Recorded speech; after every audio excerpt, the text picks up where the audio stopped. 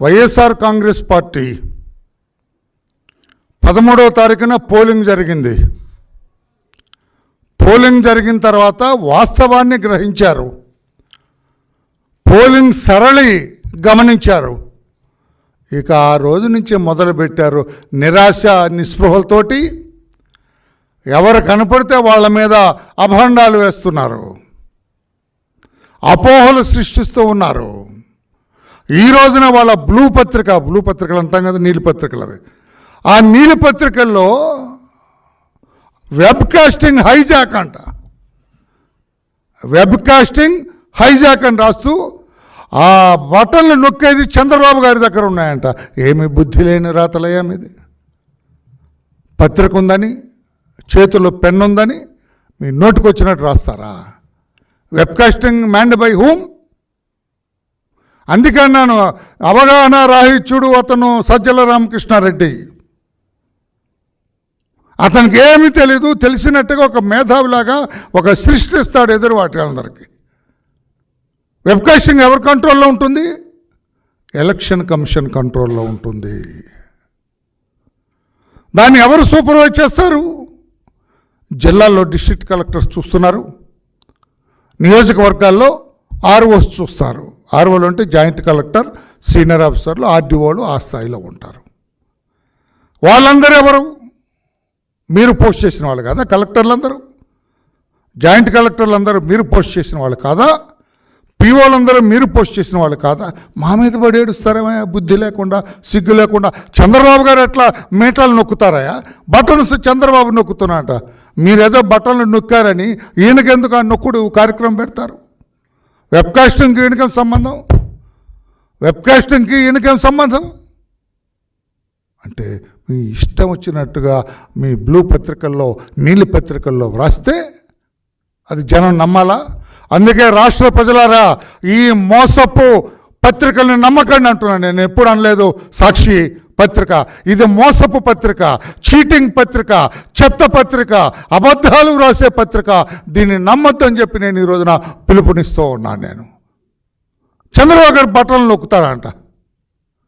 మేము ఆ రోజు వార్ రూమ్లో కూర్చున్నారు, దర్జాగా కూర్చున్నారు. ఆయన మా అందరినీ మానిటర్ చేశారు. ఇక్కడ I was with him the entire day. ఉదయం 7 గంటల నుంచి రాత్రి 7:30, 8 గంటలకు ఆయన వెళ్ళిపోయేంత వరకు కూడా ఆయనతో ఉన్నాను నేను. ఏ బటన్ నొక్కటం నేను చూడలేదే. నేను చూడండి మీకు ఎక్కడ కనపడిందే? సాక్షి పర్సన్ ఆయనకు ఎదురుగా, ఆయన పక్కన, ఆయనతో ఉన్న వాళ్ళకి మాకు తెలియకుండా నీకు కనపడేటట్టుగా ఏ బటన్ నొక్కాడే? బుద్ధి లేని రాతలు, జ్ఞానం లేని రాతలు, సిగ్గు లేని రాతలు, అవగాహన లేని రాతలు రాస్తారా? ఆ రాతలు ప్రజలు నమ్ముతారా? నిరాశ నిస్పృహలతోటి ఇష్టం వచ్చినట్లుగా మాట్లాడుతున్నారు. వాళ్ళకి సగం మంది లీడర్స్ లేరండి. They've gone underground. చెప్పమనండి, నేను ఒక్క పేరు పిలుస్తా, లేచి నిలబడమనండి. స్కూల్లో టీచర్ పిలిచినట్టు, రోజమ్మ నిలబడంటే లేదామె, అంబటి అంటే లేడు ఆయన, కోమటి అంటే లేడు, సుబ్బయ్య అంటే లేడు, వెంకయ్య అంటే లేడు. అందరూ వాళ్ళకి అర్థమైపోయింది. తిరోగమన దిశలో ఉన్నాం మనం, ఓడిపోతున్నాం మనము. ప్రజలు మనల్ని తిరస్కరించారు. అయ్యా జగన్మోహన్ రెడ్డి, నీ దుర్మార్గపు పరిపాలనకి మా అందరినీ తిరస్కరించారని వాళ్ళందరూ అనుకుంటున్నారు, ది కంటెస్టెడ్ క్యాండిడేట్స్. అందుకే నిరాశ నిస్పృహలతోటి నోటికొచ్చినట్లుగా అభండాలు వేస్తున్నారు. లోకేష్ బాబుకి వచ్చింది అంటే, లోకేష్ బాబు రావటం ఊళ్ళో అందరికి వచ్చింది. సెల్ ఫోన్ ఉన్న ప్రతి ఒక్కడికి వచ్చింది. నీకు లేదా అది సెల్ ఫోన్? నువ్వు నవ్వుతావేంట? సెల్ ఫోన్ సజ్జలా నీ దగ్గర లేదా? ఉంటే ఆ రోజునే వచ్చింది కదా. లోకమంతా కోడే కూసింది ఆ రోజున. మీ గౌరవ పిన్నెల్లి రామకృష్ణారెడ్డి గారు మంది మార్పడంతో ఆ బూత్లోకి వెళ్ళటం, ఆ బూత్లో ఉన్న పీఓస్ అధికారులందరూ కూడా లేచి నిలబడి ఆయన్ని స్వాగతించటం నమస్కారాలతోటి. ఈయన సరాసరి అక్కడికి వెళ్ళటం, దాన్ని బద్దలు కొట్టడం, అవన్నీ కూడా వీవీప్యాట్స్ అన్నీ బయటపడటం. వీవీప్యాట్ చూశాడు ఆయన. 6 వైసీపీ, 22 టీడీపీ. గంగవెర్రులు ఎత్తాడు ఆయన. ఈ బూత్లోనే ఈ రకంగా టీడీపీకి ఇంత మెజార్టీ ఉంటే నా బతుకు అవుట్, నేను ఓడిపోతున్నానని ఏదో అసలే కోతి కళ్ళు తాగింది, నిప్పు తొక్కింది, ఇంకెట్లా ఉంటుంది ఆ కోతి పరిస్థితి? అదే ఆ రోజున మిస్టర్ పిన్నెల్లి పరిస్థితి. బద్దలు కొట్టాడు, బయటపడింది, మెజారిటీ టీడీపీకి వస్తుంది. ఏది అబ్సల్యూట్ మెజారిటీ టీడీపీ కనపడుతుంది. ఏమి చేయాలో అర్థం వల్ల కనిపించిన టీడీపీ వాళ్ళందరినీ కొట్టుకుంటూ వెళ్ళిపోయాడు. మా శేషగిరి ఏజెంట్గా ఉంటే అతన్ని ఇష్టం వచ్చినట్టుగా కొట్టాడు. బయటకు వచ్చినంత వీడిని వేసేయండి రా అని చెప్పాడు. వాళ్ళందరూ ఇష్టం వచ్చినట్టుగా కొట్టాడు. అది అటెంప్ట్ మర్డర్ కాదా? అక్కడ ఉన్న పోలీసులు ఏం చేశారండి? గాడిదలుగా, సారీ, అతను ఏం చేశారండి? ఇద్దరు పోలీసులు వేస్తే వాళ్ళు పట్టుకోవద్దండి ఇతన్ని, పట్టుకొని బంధించి పెడరెక్కలు విరిచి కట్టి తాడుతో కట్టి, లేకుంటే హ్యాండ్ కప్ ఉంటే హ్యాండ్ కప్ వేసి అతను పోలీస్ స్టేషన్కి తీసుకెళ్ళొద్దండి. దగ్గరుండి కారు ఎక్కించి పంపిస్తారా? అది మీ పోలీసులు, నువ్వు నియమించిన పోలీసులు, నీ తాబేదారులుగా పనిచేసిన పోలీసులు. చంద్రబాబు గారికి సంబంధం అండి? ఈ రోజున నీ గత ఏంటి? పరారిలో ఉన్న పోలీస్ అంటే తడుపుకుంటున్నావు నువ్వు. నీ పేరు చెబితే పోలీసులు కూడా ఆ రోజు తడుపుకున్నారు. ఇప్పుడు పోలీసుల పేరు చెబితే నువ్వు నీ తమ్ముడు తడుపుకోవట్లా? ఇంకా మీరు నోటికి వచ్చినట్టు మాట్లాడతారా? నేను అడుగుతున్నా సజ్జల రామకృష్ణారెడ్డి గారిని, ఇంకా నువ్వు ప్రెస్ పెట్టి మాట్లాడే ధైర్యం ఉందా నీకు? వాళ్ళ నాయకుడు అంట వెళ్ళేటప్పుడు అంట 144 వస్తాయిలే అన్నా అని ఈయనకు చెప్పాడంట. ఏంటి 144 వచ్చేది? ఎక్కడ నీకు 144 వచ్చేది? ఇంకా ఎవరిని మోసం చేస్తావు మిస్టర్ చీఫ్ మినిస్టర్? ఇంకా ఎవరిని మోసం చేస్తావు అంటే జారిపోతున్నారు అందరు కూడా. కొన్ని చోట్ల తమ్ముడు నవ్వుతున్నావు, కొన్ని చోట్ల ఏజెంట్గా ఉండటానికి రావటం లేదు కౌంటింగ్కి, తెలుసా మీకు? అది నేను చెబుతాను. ఆ విలేజ్ కూడా, ఆ విలేజ్లో నేను ఆ సెంటర్లో నేను కౌంటింగ్ ఏజెంట్గా వెళ్ళను. ఎందుకు? ఈ పరిస్థితి మీకు ఎందుకు వచ్చింది? అన్ని రోజులు ఒకలాగా ఉంటాయనుకున్నావు. లేదు, ప్రజలు తిరగబడిన రోజున ఒక నిశ్శబ్ద విప్లవం మీకు తెలియకుండా భగ్గుమని మండింది. ఆ రోజున అన్ని పోలింగ్ బూతుల్లో కూడా ఆ నిశ్శబ్ద విప్లవ గొప్పతనాన్ని చూపించారు. నేను ఆ బటన్ నొక్కా, నేను ఈ బటన్ నొక్కా అన్నది ఏమీ లేదండి. ప్రజలకి అభివృద్ధి కావాలా, సంక్షేమం కావాలా, డెవలప్మెంట్ కావాలా, రాష్ట్రం ప్రజాస్వామికంగా నడవాలా, రాజ్యాంగబద్ధంగా నడవాలా, స్వేచ్ఛగా బజార్లకు వెళ్ళే అవకాశం వారికి కావాలా, అర్ధరాత్రి అయినా క్షేమంగా తిరిగి వచ్చే పరిస్థితులు కావాలా. అవి ఉన్నాయా? నేను ఒక మాచర్లు అడుగుతున్న పిన్నెలిని, ఉన్నాయా? క్షేమంగా తిరిగి రాగలడా? మీ తురకా కిషోర్ దెబ్బకి, నీ ఇద్దరు దెబ్బకి ఎవరైనా వస్తారా? కానీ ఇప్పుడు బయటకు వస్తున్నారు జనం అంతా. సాయంత్రం అయితే మాచర్ల సెంటర్లో కూడా జనంతో నిండిపోయింది. ఎందుకు? స్వేచ్ఛావాయువులు పీల్చుకున్నారు. ఎప్పుడైతే ఈ అన్నదమ్ములు ఇద్దరు పరారులో ఉన్నారో, ఎప్పుడైతే పోలీసులు వీళ్ళు వెంటబడ్డారో, వీళ్ళు అసలు భద్రయ్యలు కాదు, ఉత్తి భద్రయ్యలు అని తెలిసిన తర్వాత జనమంతా కూడా మాచర్లలో వీధుల్లో సరదాగా తిరుగుతున్నారు.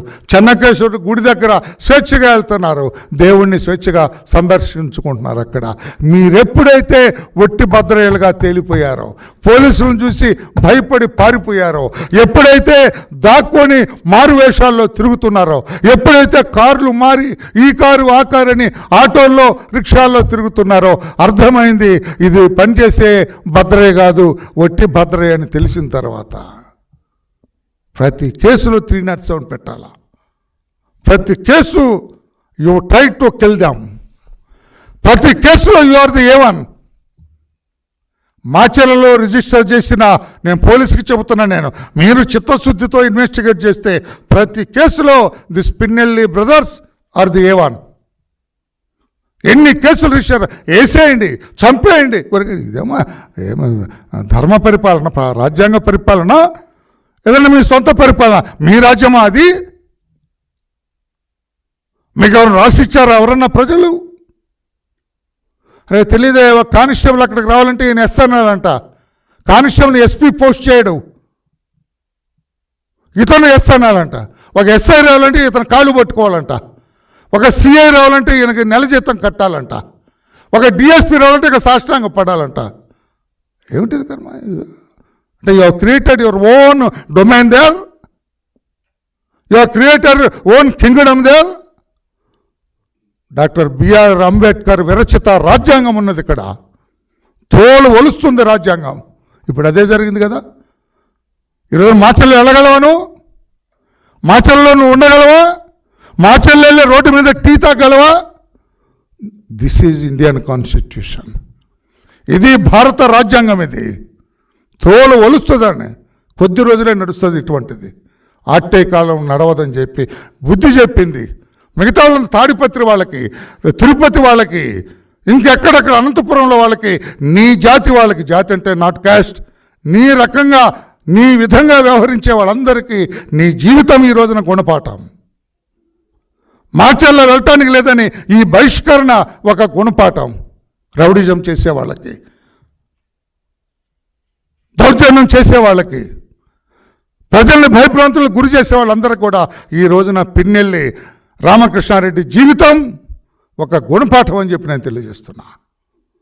ఇండియన్ కాన్స్టిట్యూషన్ సుప్రీం, ఇండియన్ లా बहुत लंबी है, कानून का हाथ बहुत लंबी है. నీకు తెలుసు కదా ఉర్దూ. లంబీ అనకూడదా? बहुत लंबा है, పక్కడితే కామో తుమ్మి. నువ్వు ఎక్కడున్నా కూడా పట్టుకుంటుంది. అయిపోయి నువ్వు అక్కడ ఫామ్ హౌస్లో ఉన్నావు, అక్కడ ఉన్నావు, ఎక్కడున్నావు, కార్లు ఎక్కావు, ఈ కారు నుంచి అటు వెళ్ళావు, ఆ కారు నుంచి ఇటు వెళ్ళావు, ఆటోలు వెళ్ళావు, ఎక్కడున్నావు, వదిలిందా నేను? తోలు తీసి పట్టుకొచ్చింది. ఇప్పుడు మాచల్లో ఏదైతే నా సామ్రాజ్యం అనుకున్నావో ఆ మాచల్లో నేను అడుగు పెట్టనివ్వలేదు. ఇది వీటిని దాటి ఎక్కడికి వెళ్తావు? అందుకే నేను అంటున్నా, మిస్టర్ సజ్జల రామకృష్ణారెడ్డి చిరునవ్వుతో ఆనందంగా ఓటమిని అంగీకరించాలా. ప్రజలు మనల్ని తిరస్కరించారు, ప్రజలు మనల్ని వద్దనుకున్నారు అని బంగారు పళ్ళెంలో పెట్టి అధికారాన్ని మీరు చంద్రబాబు నాయుడు గారికి ఇవ్వాలా. That is the situation here. మాచలలో 202 బూత్లోనే మీ పరిస్థితి అలాగ ఉంటే మిగతా చోట్ల ఎలా ఉంటుంది? అదే ఎందుకైనా నిశ్శబ్ద విప్లవం. ఈ విప్లవం మీ పార్టీని కాలు కింద తొక్కింది. ఇప్పుడప్పుడే లేచేది లేదు. ఆ రాజ్యాంగము, ప్రజాస్వామ్యము అనే ఇనుప పాదం మీ పార్టీని తొక్కేసింది. ఏ మిస్టర్ నై చల్తా హై ఐసా హైతో, ఎట్లా అయితే కుదరదు మిస్టర్ అని చెప్పింది రాజ్యాంగం. అందుకే రాజ్యాంగబద్ధంగా నడుచుకోరని చిలక్క చెప్పినట్టు చెప్పాను నేను జగన్మోహన్ రెడ్డి గారికి. వయసులో పెద్దవాడుగా చెబుతున్నాను, జగన్మోహన్ రెడ్డి గారు మీరు రాజ్యాంగాన్ని అట్లా తిరస్కరించకండి, మీ సొంత రాజ్యం కాదండి అని చెప్పా. విన్నాడా? ఇప్పుడేమైంది? ఇప్పుడు అక్కడ ఉన్న రాత్రి ఎవరో నా ఫ్రెండ్ చెబుతున్నాడు ఫ్రమ్ హైదరాబాద్, ఆయన రాడండి అన్నాడు. ముందు నాకు అర్థం కాల, ఆయన ఎవరాయా అనుకున్నాను. ఆయన ఎవరా అంటే చెప్పాడు, ఆయన రాడండి అంటున్నాడు. ఎవరా చెప్పరా బాబు అంటే ముసిముసి నవ్వులు నవ్వి చివరికి చెప్పాడు జగన్మోహన్ రెడ్డి గారు, పోవా ఎందుకు రాడయ్యా, ఆయన ఆస్తులన్నీ ఇక్కడ ఉంటే అక్కడేం తక్కువ ఉన్నాయా అన్నాడు. సరే ఏదేమో నాకు తెలిసి వస్తున్నాడు, ఈజ్ కమింగ్. అతను మావాడు చెప్పింది అబద్ధం. బట్ ఆయన అక్కడేదో పెద్ద బంగ్లా కొన్నారని, అక్కడే శ్రీనివాసం ఏర్పరచుకుంటాడని, ఈ ఆంధ్రప్రదేశ్ ఆయనకి గిట్టదని, రేపు 4వ తారీఖు తర్వాత నిర్ణయం తీసుకుంటాడని అన్నారు. అది అతని సొంత విషయం, స్వవిషయం కనుక నేను ఇంటర్ఫియర్ అవ్వను.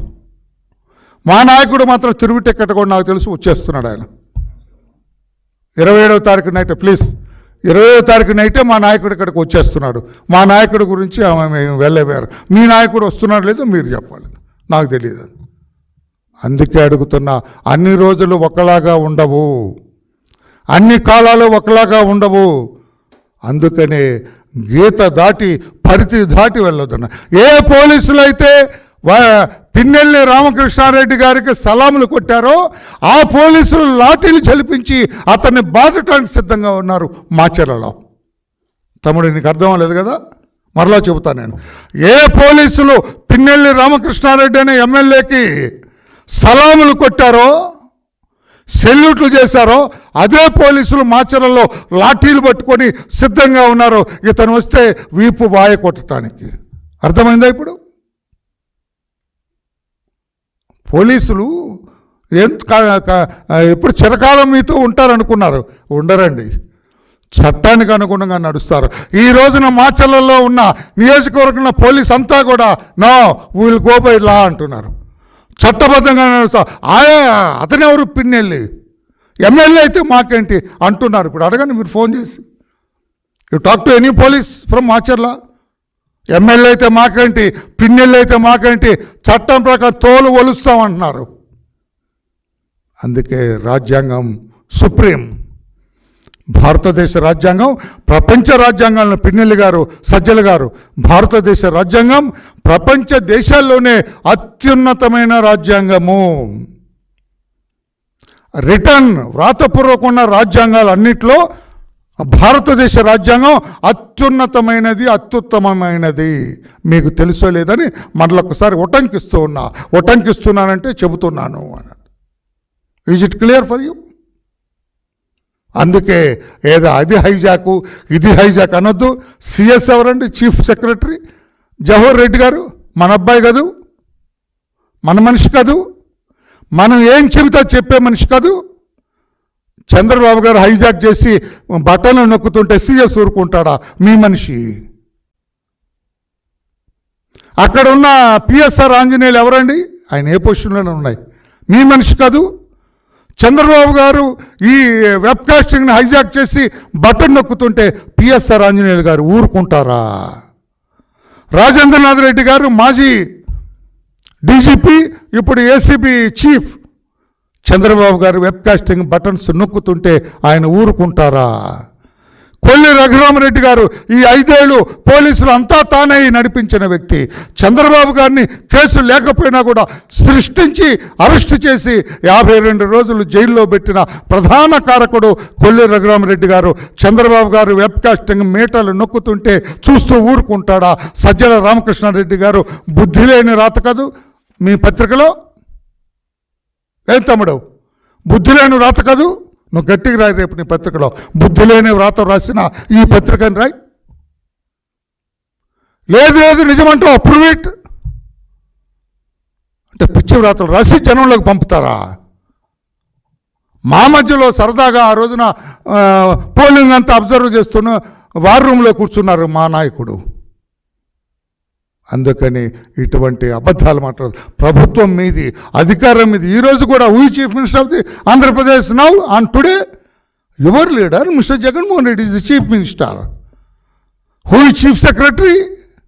Your own person. Who is DGP?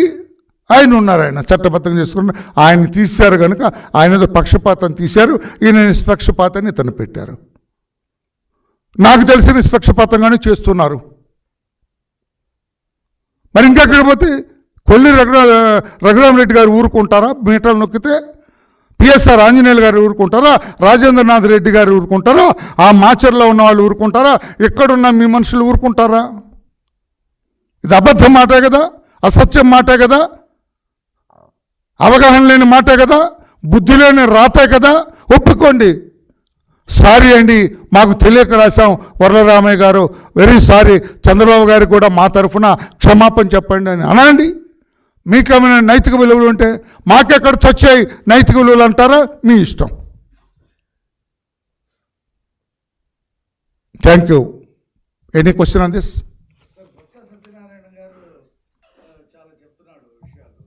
Botsa Satyanarayana అనే మనిషి వోక్స్ వ్యాగన్ అని ఉండేది ఇదివరకు, అందులో 11 కోట్లు కొట్టేశాడు. నేను కొట్టేయలేదని అబద్ధం ఆడాడు. అది నేను తీసుకురాను. నేను అది అతని విజ్ఞతకి ఆనాడు చీఫ్ మినిస్టర్గా ఉన్న జగన్మోహన్ రెడ్డి గారి తండ్రి గారు రాజశేఖర రెడ్డి గారికి వదిలేస్తా. చెప్పడానికి ఇప్పుడు ఆయన లేడు, ఈయన చెప్పడు. ఈయన చెప్పినా ప్రజలకు అర్థం అవ్వదు. ఆయన ఏం చెబుతున్నాడు? బొత్స అర్థం కాకుండా అవగాహన లేమితో మాట్లాడుతున్నారు. ఆయన రాష్ట్రమంతా కూడా చంద్రబాబు నాయుడు గారు గెలుస్తున్నారు, కూటమి గెలుస్తూ ఉంది. వైకాపా పలాయనం చిత్తగిస్తుందంటే ఈ నొక్కడే అర్థమే అర్థం కాక, నాకు తెలిసి అతను న్యూస్ పేపర్లో కూడా చదవడట, నాకు తెలిసి చదవలేడట, చదవకూడదట. అతను నోటుకొచ్చి అతను ఒక్కడే మాట్లాడుతున్నాడు రాష్ట్రంలో. ఇంకా మాట్లాడట్లా, ఇతనెవరు అంబటి మాట్లాడట్లా, రోజమ్మ మాట్లాడట్లేదు, ఏ రాజయ్య మాట్లాడట్లేదు, ధర్మాన మాట్లాడట్లేదు అన్నాడు. పెద్దగా అరుస్తాడండి, నెల్లూరు నుంచి నర్సరాపేటకు వచ్చాడు, అతని పేరండి అనిల్ కుమార్ యాదవ్, పెద్దగా అరుస్తాడు, మంచి గొంతు ఆ కుర్రాడిది. అతను అరవట్లేదు, ఆ కోడిగుడ్డు మంత్రి అరవట్లేదు. ఇక్కడ బందర్లో ఉన్నాడు, అతను అర్థమవుతుంది అతని మాట కూడా.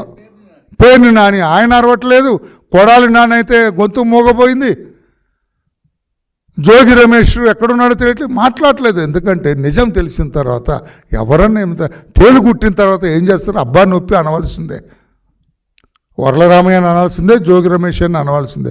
కుట్టింది తేలు, ఆ నొప్పి విపరీతంగా ఉంటుంది.